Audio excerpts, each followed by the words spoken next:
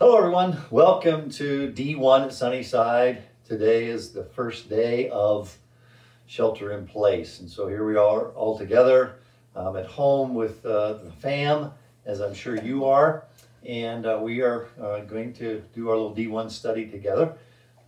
Again, welcome, glad to have you. If you have never done this before, it's our daily Bible study that we take a look at one chapter and one verse and kind of one thought that God brings to mind. If you look to the bottom of your screen to the right, there's a little chat option there. So anytime during this morning, feel free to chime in, to give us a note of what you're thinking. And then maybe even towards the end, you can talk about a verse that stuck out to you that God brought to your mind. So this morning we're going to start off with my wife, Dawn. This is Dawn, by the way, and this is my daughter, Desiree. She is home from college, finishing up her senior year at UNC Online. So glad to have her with us today. But I'm going to go ahead and let Dawn start and go first. So Okay. what'd you get from John? We're in John chapter 3. Yeah, John 3. Well, every day something happens that makes me remember that I'm getting older.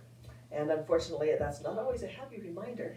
In particular, having to do with lighting. I need good light. Like when I'm chosen to be on praise team and I'm up there at the piano and I'm trying hard to see my music and all these young kids are doing their own thing and I'm going, I can't see. And so Jason will have to go get me a little lamp for my music so that I can see.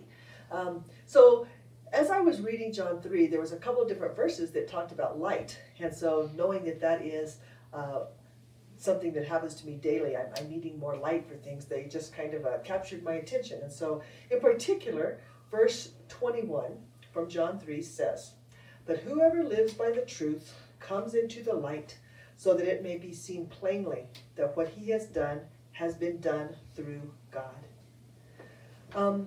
I've known Jesus all my life, walked in truth and light, but I don't want to be the kind of old person that thinks I have enough. I have enough truth, I have enough light, I'll be fine. I want to be someone who always wants more light in my life so that I can walk in this truth that this verse is talking about, and so that by my actions, people can know that I'm a child of God.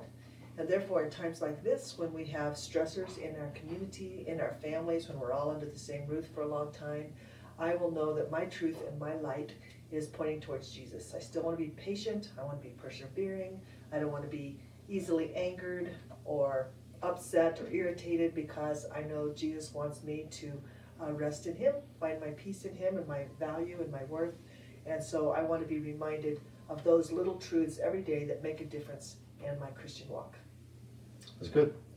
I have a question for you though. Oh, no. How do you, in times like this, how do you let the light in? What's the main way that you absorb light? Oh. The light that you're talking about, the light of Jesus. Right.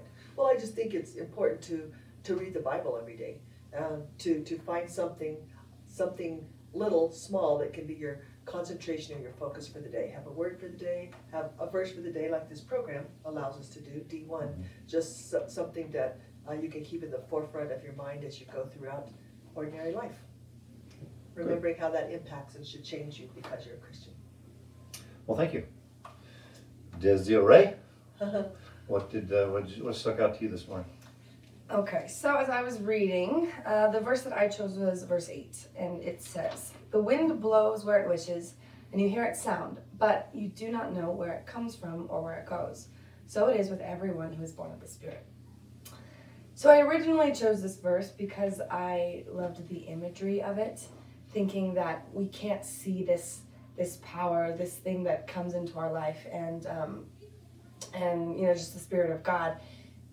We can't see where it comes from, where it goes, but we feel it, like you would step outside and feel the wind on your face. And so I originally picked it because I liked the image that comes to mind when I think of that. But after we were quarantined and put under shelter in place, I thought of it more closely, and I think that in times like this, when we're stuck because of something that's so much out of our control, this virus, we're trying as hard as we can to figure out where it's coming from and where it's going. And researchers and scientists, everyone's doing as much as they can. And it's part of human nature to try and control something and try and put exactly every single bit of information you have and gather it all together and just be in the know. That's what we like. It gives us a sense of, I guess, peace. But it's not exactly working. You know, we're we're deciding that, okay, this is how it spreads, this is where it goes. We're trying to determine where it comes from, where it goes, but it doesn't seem to be stopping a lot. People are still dying, thousands of people. And I think what I find so great about this verse is that the Spirit, we don't know where it's coming from and where it's going, and we never will, but we do know that it will be here and it will move in our lives. And in the coming times of, I don't know, trials and tribulations, being stuck at home, maybe not being able to stand being in the same room with your husband because you're just stuck, or your wife, I don't know, maybe, or your parents, I guess. Things will be hard, people will die, people who aren't dying, who are still healthy, will be tired of being home, but the Spirit will move. And so I think we just can take from that we don't know what it's doing or where it's coming from, but we know that it's here. He is indeed. Thank you. John chapter 3 is so rich. It's where we get our golden text of Christianity, for God so loved the world. There's just so many things in there, but what stuck out to me, I guess maybe just because of the times in which we are finding ourselves, is where he says in verse 31, the one who comes from above is above all. And that whole phrase, above all, is what sticks out to me. There's a lot of unknowns right now. I think Desiree and Don both alluded to that there's a lot of stuff we just don't know. And you kind of get tired of watching the news right now. Everybody thinks they're an expert. Everybody thinks they know what the right thing to do is. And we just don't know. And so we can't look to politicians. We can't look to the media. We can't look to even health experts, because they're struggling as well on how to handle all this. But the thing about being a Christian is that I'm reminded in that text is that Jesus is still, he's from above and he's above all. And we don't need to worry with that. The promise of Jesus being on our side is just as valid today as it was when John wrote that over 2,000 years ago.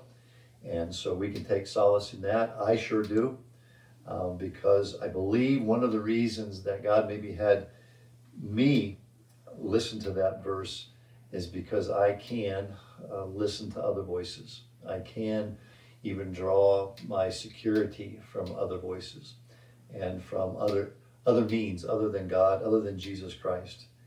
And so I think this could be, if nothing else, a call back to the Lordship of Jesus for us all, particularly for me. It's just that he's above all this, and he's in charge, and he's going to see us through. So here on day one of Shelter in Place, you're in the Badiger home. Welcome, glad to have you. And I hope that you are staying connected with other Christians, with other family members. Please know that at Sunnyside we care. We're trying to touch base with everybody during this time. And if you have not heard from us but would like to, please feel free to give us a call.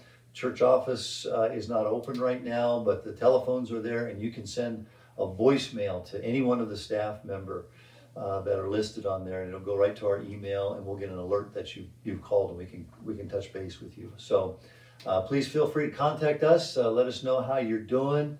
Stay in the Word, stay in the light, and feel the breeze of the Holy Spirit in your life. He's above all. Again, glad to have you, and God bless you today.